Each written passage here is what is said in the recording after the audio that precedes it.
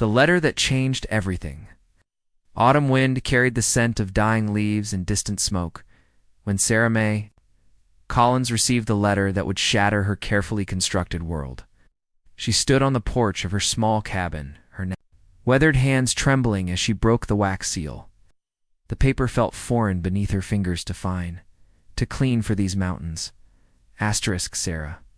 Asterisk asterisk, I know you told me never to contact you again, but I had to write. After 8 years, I finally understand why you left that night.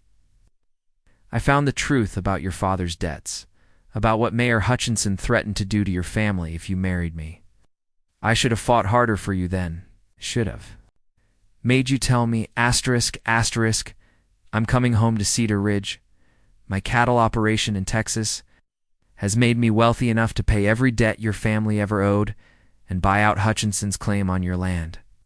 But money isn't why I'm returning. I'm coming back for you, Sarah. I'm coming back to claim what was always mine. Wait for me. Forever yours. Asterisk, asterisk, James asterisk, Sarah's legs gave out, and she sank into the old rocking chair her grandmother had carved decades ago. 8 years. 8 long years since that terrible night when she'd stood in her wedding dress, watching James Harrison ride away into the darkness, believing she had betrayed him for another man's money. The truth was far crueler. Mayor Hutchinson had cornered her 3 days before the wedding, his cold eyes gleaming with satisfaction as he explained exactly what would happen if she went through with marrying James. Her father's gambling, debts she'd never known, existed would be called in immediately. The family ranch would be seized. Her younger brothers would be left with nothing, and her sickly mother would be thrown out into the cold. But marry my son Charles, Hutchinson had said, and all debts disappear. Your family keeps their land, and you get to play the dutiful wife in the biggest house in town. Sarah had made her choice that night. She'd broken James's heart to save her family, and in doing so, she'd broken her own. Now, Charles was dead killed in a hunting accident 3 years ago, and she was free. But freedom felt like a hollow word when the love of your life believed you were a gold-digging traitor. The sound of hoofbeats on the trail made her look up. Her neighbor, Mrs. Henderson, was riding hard toward the cabin, her gray hair streaming behind her like a banner. Sarah, she called out, breathless, you need to hear this. James Harrison is back in town. Rode in this morning with 12 men and enough cattle to stock every ranch from here to Denver. Word is, he's buying up every property he can get his hands on, including the old Hutchinson place. Sarah's heart hammered against her ribs. Did you... Did you see him? Mrs. Henderson's expression softened. I did, child. He's changed harder somehow. Richer, certainly. But there's something in his eyes when your name gets mentioned. Something that burns. That evening, Sarah stood before her mirror, studying the reflection of a woman who'd aged beyond her 28 years. The girl James had loved was gone, replaced by someone who'd learned to hide her pain behind a mask of quiet dignity. Her dark hair, once long enough to brush her waist, now hung in a practical braid. Her hands, once soft, were calloused from years of running the ranch alone after her father's death. Would he still want her when he saw what she'd become? Chapter 2. The confrontation 3 days passed before James came to her. Sarah was mending fence posts when she heard the familiar whistle, the same tune he used to call her with when they were courting. Her hands stilled on the wire, and she turned slowly. He sat astride a magnificent black stallion, 30 yards away, as if he were afraid to come closer. Even at this distance, she could see how the years in Texas had changed him. His shoulders were broader now, his face leaner, and marked by sun and wind. Success had given him an air of command that hadn't been there when he was. It's just a young rancher's son with dreams too big for Cedar Ridge, but his eyes, those deep green eyes that had haunted her dreams, held the same intensity that had first captured her heart. Sarah. Her name on his lips after all these years was like a physical blow. She gripped the fence post to steady herself. James. Her voice came out steadier than she'd expected. Got your letter. He dismounted slowly, his movements careful and deliberate. I wasn't sure you'd see me. I wasn't sure I would either. They stood there in the growing dusk, 8 years of hurt and misunderstanding, stretching between them like an unbridgeable canyon. Sarah noticed he kept one hand resting on his hip, close to the pearl-handled Colt he now wore like a second skin. You look ... He stopped, swallowed hard. You look tired, Sarah. ... She almost smiled at his diplomacy. Running a ranch alone, Will? Do that to a woman. It doesn't have to be alone anymore. The quiet certainty in his voice made her chest tight. James, you don't understand. I understand everything. His voice carried an edge of steel now. I understand that Hutchinson threatened to destroy your family if you married me.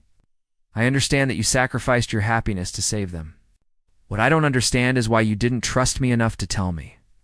Tears she'd held back for 8 years threatened to spill, because you would have tried to fight him and he would have destroyed you too. He owned half the town. James, the sheriff, the bank president, the railroad commissioner, they all owed him favors. You were just a rancher's son with more dreams than money. And now, he took a step closer, and she could see the pain he'd been carrying etched in the lines around his eyes. Now you're a man who could buy and sell this entire territory. She met his gaze steadily.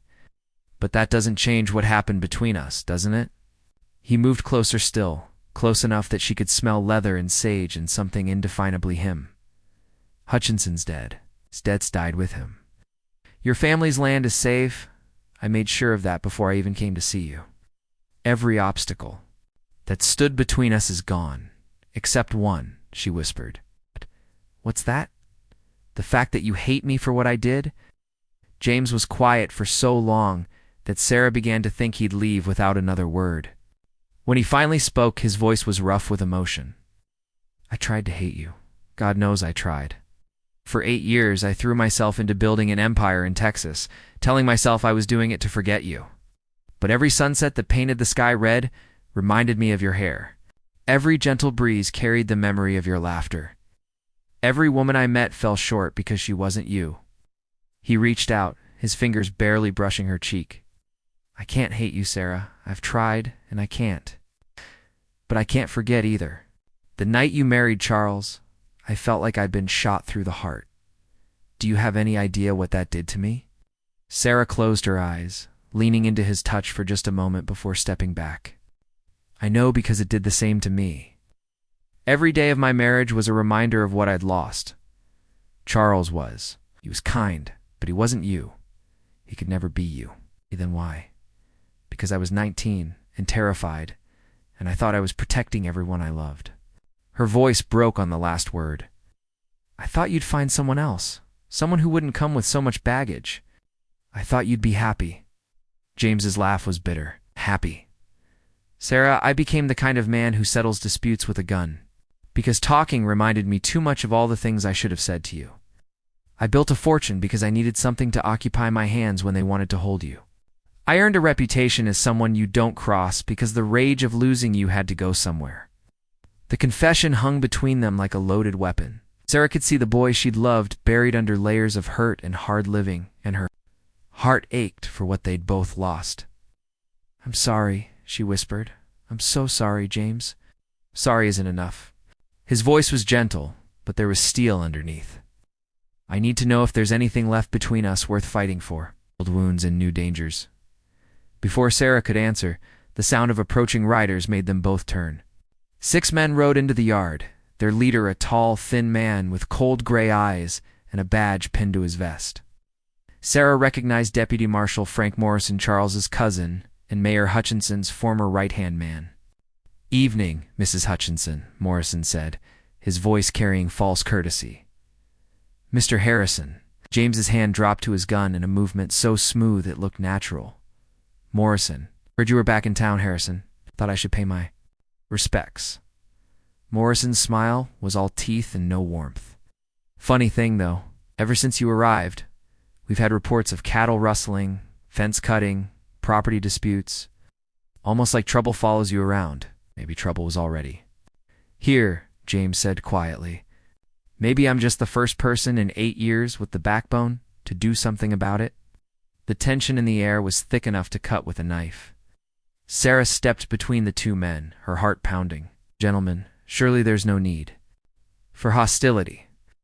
Morrison's gaze slid to her, and there was something ugly in his expression. That's where you're wrong, Mrs. Hutchinson. You see? There are some folks in town who think it's mighty convenient that Harrison shows up right after you become available again. Folks who remember how he left town after your wedding, swearing he'd get revenge on everyone who wronged him. When the creek ran clear, ## chapter 1. That's enough, Sarah said sharply. Is it? Morrison leaned forward in his saddle, because I've been hearing interesting stories about how Harrison's been buying up properties all over the county. A man wonder what his real intentions are. James's voice was deadly quiet. My intentions are my own business. Not when they threaten the peace of this community. Morrison straightened. I'm here to serve you with an official warning, Harrison. Any more trouble any at all and you'll be answering to territorial law. What trouble would that be specifically? Don't play games with me, boy. You know what you've been doing? James smiled, but it was the kind of smile that made smart men nervous. Actually, I don't. Why don't you enlighten me? Morrison's face flushed red. 3 of my best men have suddenly quit and signed on with your outfit. The widow Peterson sold. You her land for twice what it's worth. Somehow, mysteriously, all the gambling debts that kept this town's economy running have been paid off. That's not coincidence. That's manipulation. That's business, James corrected. Legal business. I pay good wages for good work, fair prices for good land, and I honor debts that others ignore. If that threatens your idea of how things should work, maybe the problem isn't with me. You always were too smart for your own good. Morrison gathered his reins. Just remember, Harrison, you're not in Texas anymore. Out here, the law still means something. The law, James said softly, means exactly what good men are willing to enforce. It's nothing more, nothing less. After Morrison and his men rode away, Sarah sank down onto the porch steps, her legs suddenly weak. James was beside her in an instant, his hand warm on her shoulder. That was about more than cattle rustling, she said quietly. I know. His jaw was tight with suppressed anger. Morrison's been running his own little empire ever since Hutchinson died. He's not happy about losing his monopoly on fear. James, maybe you should leave. Go back to Texas. This isn't your fight anymore. He turned her to face him, his hands, gentle but firm on her shoulders. This became my fight the moment I decided to come home. And home isn't Texas, Sarah. It never was. Home is wherever you are. The simple declaration broke something loose in her chest. You can't mean that. Not after everything. I mean every word. He cupped her face in his hands, and she could see her own longing reflected in his eyes. I came back for you, Sarah. Only you. The money, the property, the reputation. It all means nothing if I can't share it with the woman I love. Love. The word came out as barely a whisper. Love, he confirmed. I never stopped. Not for a single day. Did you? The question hung between them, heavy with 8 years of separation and pain. Sarah looked into his face, older now, marked by hardship and success, but still the face of the man who'd owned her heart since she was 16 years old. No, she admitted. I never stopped. Chapter 4. Secrets in the moonlight. That night, James came to her cabin after dark, moving like a shadow across the moonlit yard.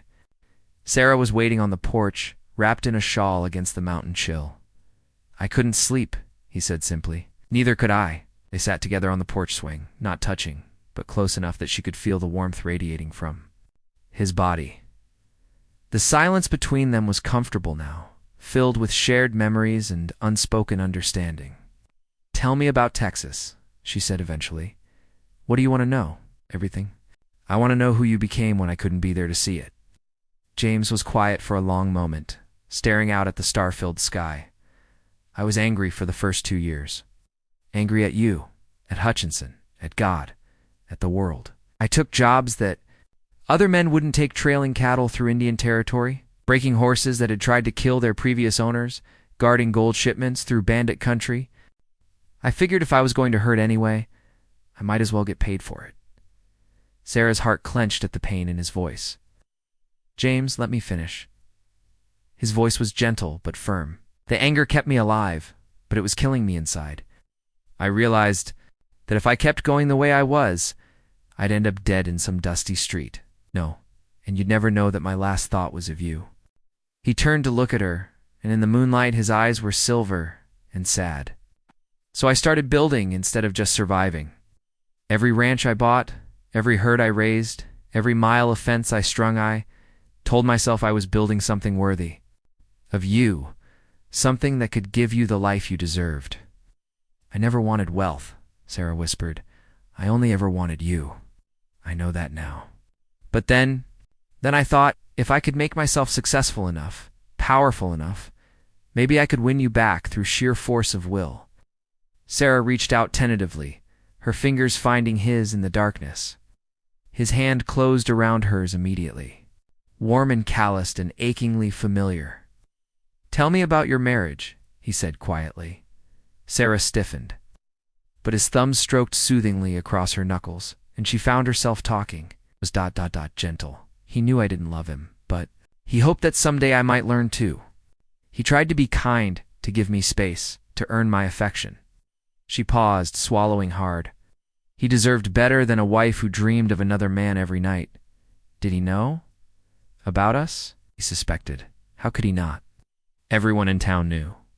We'd been engaged. But he never asked, and I never told him. Sarah's voice grew thick with guilt. "He died thinking I might someday come to love him. Died hoping for something I could never give him."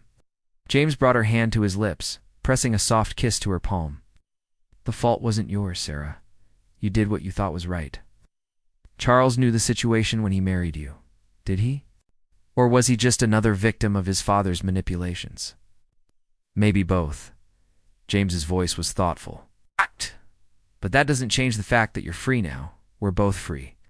Sarah looked at him, memorizing the strong line of his jaw, the way his dark hair fell across his forehead, the scar along his left temple that hadn't been there 8 years ago. "Are we?" she asked. "Morrison made it clear that the town won't accept us together. They'll say I'm a grieving widow who's forgotten her place, or a fortune hunter who's moved on to a bigger prize. Let them talk. It's not that simple, James. Reputation matters here. I'm seen as improper. It reflects on my family, on the memory of Charles, on James," silenced her with a gentle finger across her lips. "Sarah, do you love me?" The question was simple, but the answer felt like stepping off a cliff. "Yes. Do you want to be with me? More than anything else matters."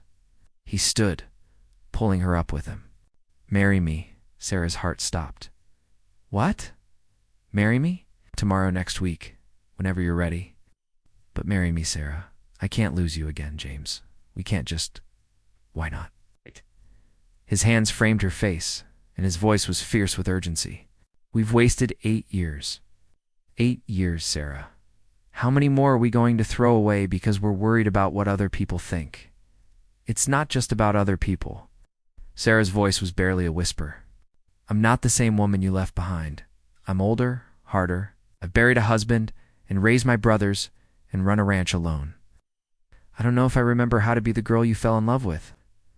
James's smile was soft and infinitely tender. "I don't want that girl back, Sarah. I want the woman standing in front of me.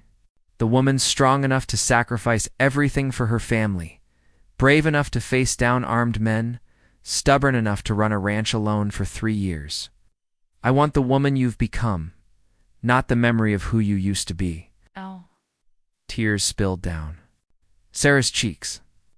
"You say that now, but I'll say it every day for the rest of our lives if you'll let me." He wiped away her tears with gentle thumbs. "Marry me, Sarah. Let me love you the way I should have loved you 8 years ago. Let me spend the rest of my life making up for lost time." The word yes hovered on her lips, but before she could speak, the sound of breaking glass came from inside the cabin. They both froze. Then James pushed Sarah behind him, his gun appearing in his hand as if by magic. "Stay back," he whispered. The front door hung open, swaying gently in the night breeze. James moved toward it with the fluid grace of a man accustomed to danger, and Sarah followed despite his warning, her own rifle clutched in her hands. The main room was a shambles. Furniture overturned, papers scattered, her mother's china smashed on the floor. But it was the message scrawled on the wall in what looked like blood that made Sarah's blood run cold. Leave town or die, ## chapter 5. The price of love, pack a bag. James said tersely, checking the windows for signs of the intruders. Coming back to town with me tonight. I'm not leaving my home. This isn't a request, Sarah. Someone just threatened your life. Someone's been threatening my life in one way or another for 8 years, Sarah said, surprising herself with her. I didn't run then, and I won't run now. James holstered his gun and turned to face her, his expression a mix of admiration and exasperation. Stubborn woman, stubborn man. Despite the circumstances, his mouth quirked upward in almost a smile. We're going to have interesting fights, aren't we? Is that a proposal or a threat? Both. He moved to her side, his presence solid and reassuring. But first we need to figure out who did this. Sarah surveyed the damage, her heart aching for the destruction of treasures that could never be replaced. Her grandmother's Bible, torn and scattered. The photograph of her parents on their wedding day, the frame shattered. Her mother's recipe box, its contents strewn across the floor like fallen leaves. This wasn't random, she said quietly. They knew exactly what would hurt me most. James nodded grimly. Someone who knows you well, someone who's been watching you. A chill ran down Sarah's spine that had nothing to do with the mountain air. It's Morrison, that's what I'm thinking. But we need proof. James. Sarah turned to face him, her decision crystallizing. Ask me again. Ask you what? To marry you. His eyes widened. Sarah, ask me again. James set down the overturned chair he'd been examining and moved to stand in front of her. Even in the wreckage of her home, with danger closing in around them, he managed to make the moment feel sacred. Sarah May Collins, he said solemnly, will you marry me? Yes. The word came out strong and clear without hesitation. Yes, I'll marry you. Tomorrow, if you can arrange it. Tomorrow? He looked stunned. Are you sure? I'm sure. Sarah reached up to touch his face, marveling at the freedom to do so after so many years of wanting and not daring. I've been sure since I was 16 years old, and you kissed me behind. The church after the summer social. I just forgot for a while. James caught her hand and pressed it firmly against his cheek. I love you, Sarah. I've loved you through 8 years of separation, and I'll love you through whatever comes next. Even if it means more trouble with Morrison and his men, especially then. His voice was steel-wrapped in velvet. Let him try to separate us again. He'll find that I'm not the same man who left town 8 years ago. They spent the rest of the night cleaning up the worst of the damage and salvaging what they could. As dawn painted the eastern sky pink and gold, James saddled his horse and prepared to ride back to town. I'll arrange everything, he promised, kissing her softly. The preacher, the license, everything. We'll be married by sunset. James. Sarah caught his arm as he turned to go. Be careful. If Morrison did this, he won't stop here. I know. His smile was gentle, but his eyes were hard. But he's made one crucial mistake. What's that? He's threatened the woman I love. That makes this personal. Chapter 6. Wedding Day Showdown by 3 o'clock that afternoon. News of the impending wedding had spread through Cedar Ridge like wildfire. Sarah arrived in town wearing her mother's cream-colored dress, the only fancy gown that had survived. The destruction of her cabinet found the streets unusually quiet. Mrs. Henderson met her at the church steps, her expression worried. Child, maybe you should reconsider the timing. There's been talk all day. Ugly talk. What kind of talk? The kind that says no decent woman marries again so soon after her husband's death, especially not to a man with blood on his hands? Sarah's spine straightened. James has never killed anyone who didn't deserve it. I know that, and you know that. But Mrs. Henderson broke off, her eyes focusing on something behind Sarah. My dear. Sarah turned to see Morrison approaching with a dozen men, all armed, all wearing the hard expressions of men looking for trouble. But it was the figure behind them that made her blood run cold. Judge Cornelius Black walked with the measured pace of a man accustomed to having others wait for his convenience. He was portly and well-dressed. with the soft look of someone who'd never done hard physical labor, but Sarah knew his reputation. Judge Black had presided over every major legal dispute in the territory for the past 15 years, and his rulings always favored whoever paid him the most. "Mrs. Hutchinson," Judge Black said formally, "I'm afraid I have some unpleasant news." "And what would that be, Your Honor?" "It has come to my attention that you may not be legally free to remarry. There are questions about your late husband's will, certain debts and obligations that may bind you to his estate indefinitely." Sarah's heart sank. It was a legal maneuver, probably baseless, but it would take months to challenge in court. Months during which she and James would be forced apart, giving Morrison and his allies time to work against them. "Oh, "That's interesting," a familiar voice said from behind her. "Because I have the original will right here, and it seems pretty clear to me." Sarah spun around to see James approaching, looking magnificent in a black suit that emphasized his broad shoulders and lean build. But it wasn't his appearance that made her heart race. It was the cold, dangerous smile on his face. Harrison Morrison growled, "You're not welcome here." "Funny thing about that," James said conversationally. "See, I've been doing some reading since I got back to town. Legal documents mostly. Very interesting stuff." Judge Black shifted uncomfortably. "I don't know what you think you've discovered, young man, but I've discovered quite a lot." James pulled a sheaf of papers from his coat. "For instance, I discovered that Mayor Hutchinson never actually owned most of the property he claimed. Turns out he'd been falsifying deeds for years, using his position to steal land from families who couldn't read the legal documents." A murmur ran through the gathering crowd. Sarah noticed that several townspeople had emerged from shops and houses, drawn by the commotion. "I also discovered," James continued, his voice carrying clearly in the afternoon air, "that Deputy Marshal Morrison here has been collecting taxes that don't actually exist, keeping the money for himself, and using his badge to intimidate anyone." "Who asked questions?" Morrison's hand dropped to his gun. "That's a lie, is it?" James smiled, and Sarah was reminded of a wolf scenting prey. "I have the territorial tax records right here. Amazing what you can find when you know where to look and have enough money to make people talk." "You can't prove anything," Judge Black sputtered. "Actually, I can." James's voice hardened. "I can prove that you've been taking bribes to fix legal decisions. I can prove that Morrison's been running protection rackets and stealing from widows. I can prove that the late Mayor Hutchinson was the head of a criminal organization that controlled this town through fear and fraud." The silence that followed was deafening. Sarah could see the calculation in Morrison's eyes, the moment when he realized his choices were limited to surrender or violence.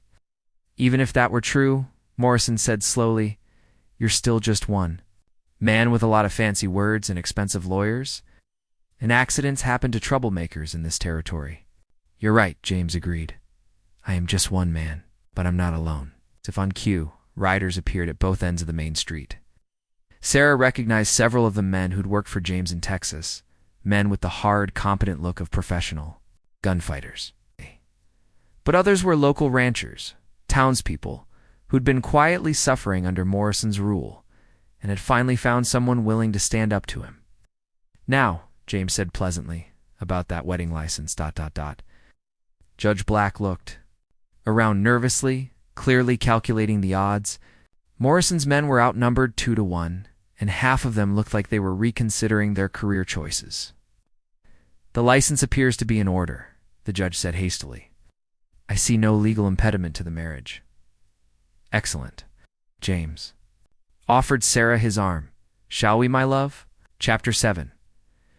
Forever starts now. The wedding ceremony was unlike anything Cedar Ridge had ever seen. Half the town crowded into the small church, some drawn by curiosity, others by genuine affection for the couple who'd waited so long to be together. Morrison and his remaining supporters lingered outside, but they made no move to interfere. Sarah walked down the aisle toward James, her heart full to bursting. He waited for her at the altar, looking like every dream she'd ever had made flesh. When their eyes met, everything else faded away. The crowd, the danger, the years of separation.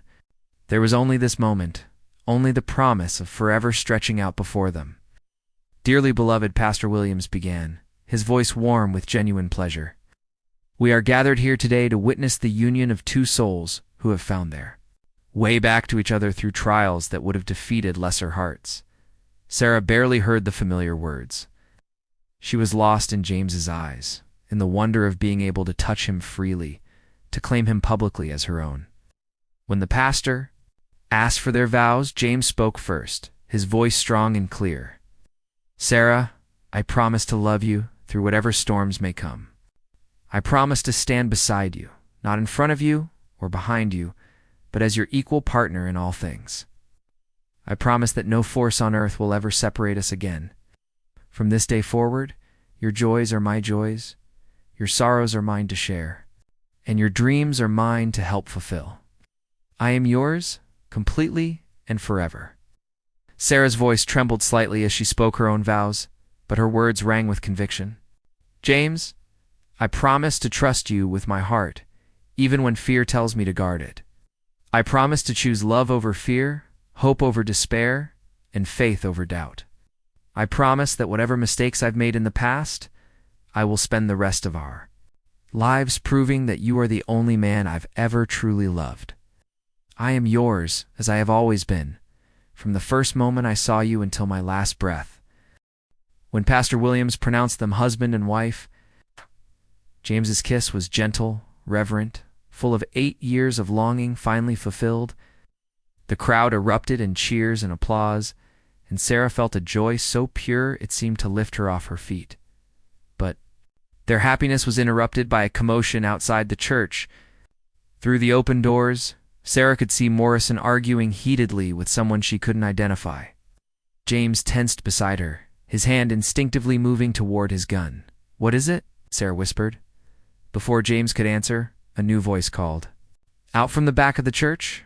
Well, I'll be damned. James Harrison, you old son of a gun." Sarah turned to see a tall, distinguished man in a federal marshal's uniform striding down the aisle. He was older than James, with silver threading his dark hair, but he carried himself with the easy confidence of a man accustomed to authority.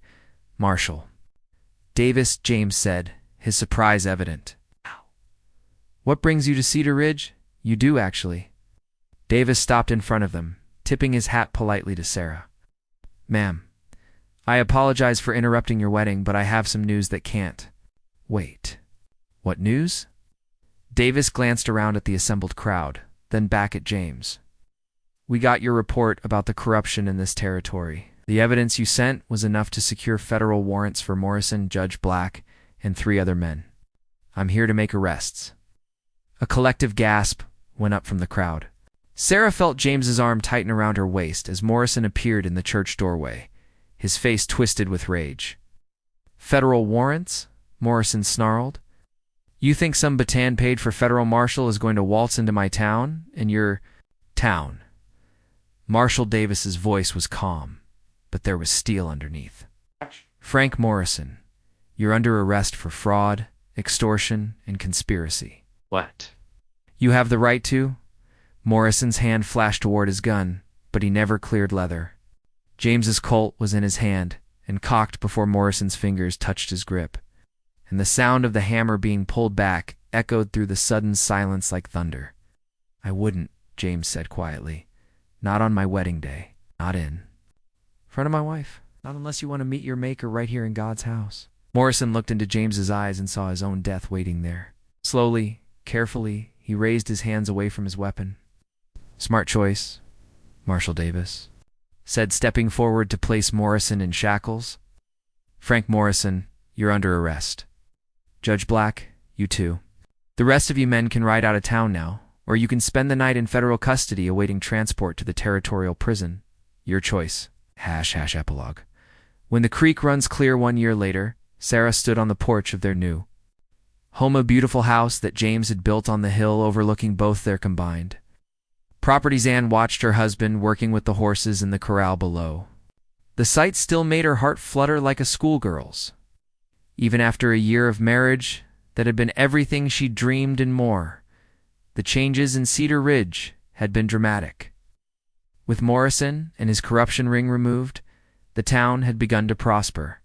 Honest businesses flourished, new families moved in, and the atmosphere of fear that had hung over the community for years had lifted like morning fog in sunshine.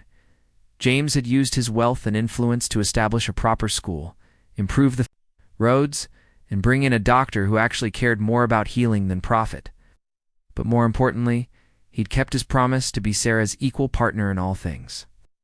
Together, they'd built a cattle and horse breeding operation that was becoming famous throughout the territory, admiring the view.